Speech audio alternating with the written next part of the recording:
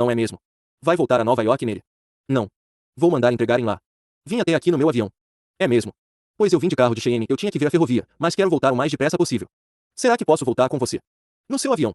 Reardon não respondeu imediatamente. Dagny. Percebeu o instante vazio de uma pausa. Desculpe, disse ele. Dagny não sabia se o toque de rispidez em sua voz era pura imaginação sua.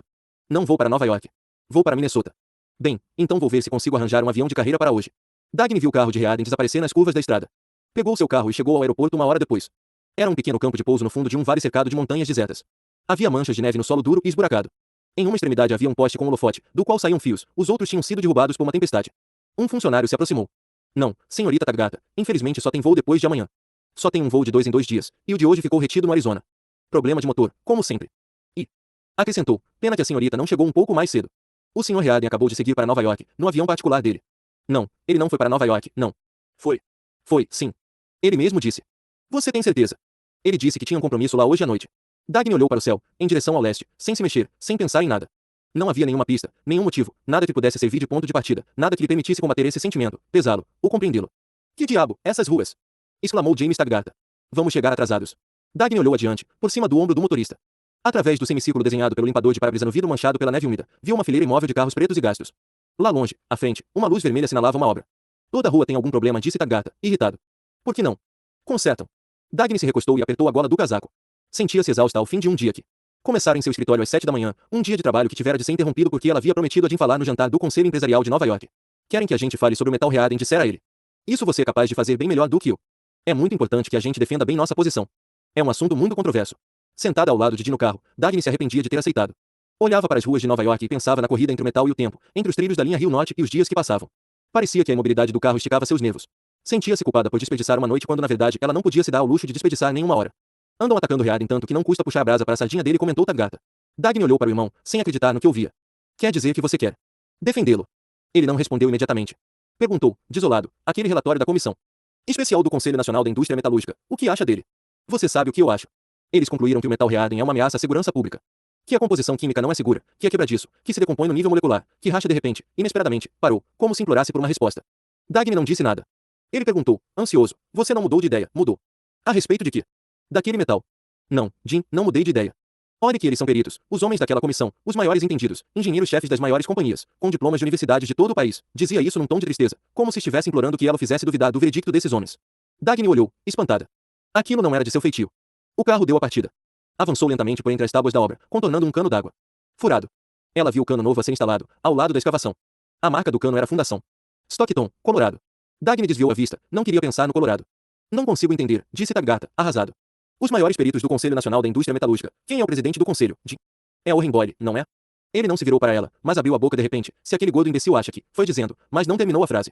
Dagny olhou para um poste de iluminação na esquina. Era um globo de vidro cheio de luz. Protegido das tempestades, iluminava as janelas fechadas com tábuas e as calçadas rachadas, era seu único guardião.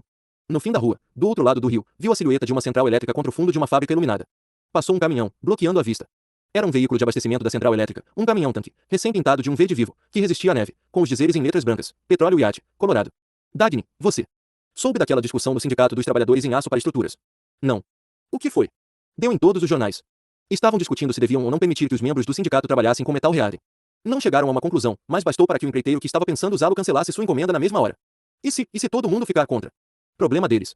Um ponto de luz subia em linha reta até o alto de uma torre invisível. Era o elevador de um grande hotel. O carro passou pelos fundos do prédio. Havia homens tirando de um caminhão engradado, contendo algum equipamento pesado. Dagny viu o nome escrito no engradado, Motores Nielsen, Colorado. Não gostei daquela resolução tomada na Convenção de Professores Primários do Novo México, comentou Taggart. Que resolução? Decidiram que, em sua opinião, não se devia permitir que as crianças andassem na linha Rio Norte da Taggart Transcontinental, quando ficar pronta, porque não oferece condições de segurança. Dizem o nome com todas as letras, Taggart Transcontinental. Deu em todos os jornais. É uma publicidade péssima para nós. Dagny, você acha que a gente deve mandar publicar uma resposta? Ponha para funcionar a linha Rio Norte. Taggart ficou calado por algum tempo. Parecia estranhamente desanimado.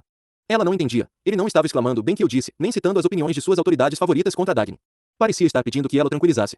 Um carro passou por eles. Por um instante Dagny percebeu o poder, a confiança que emanava daquele veículo reluzente. Sabia a marca do carro, Ramon, Colorado.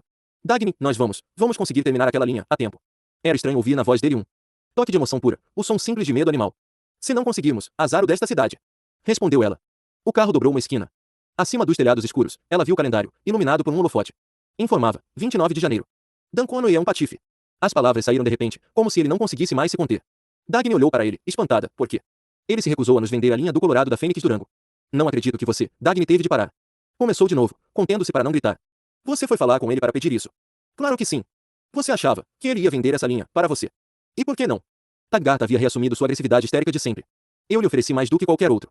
A gente não ia ter a despesa de desmontar tudo e transportar. Podíamos usar a linha como está. Seria uma ótima publicidade para nós, abandonarmos os trilhos de metal reado em deferência à opinião pública.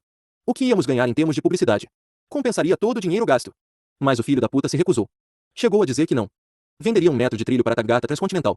Está vendendo aos poucos para quem aparece, pequenas ferrovias do Arkansas e da Dakota do Norte, a preços que lhe dão prejuízo, a preços muito menores do que o que ofereci, o cachorro. Nem quer lucrar com a transação. E só você vendo aqueles abutres voando para cima dele. Eles sabem que não iriam conseguir trilhos em nenhum outro lugar. Dagny permanecia parada, de cabeça baixa. Não conseguia olhar para ele.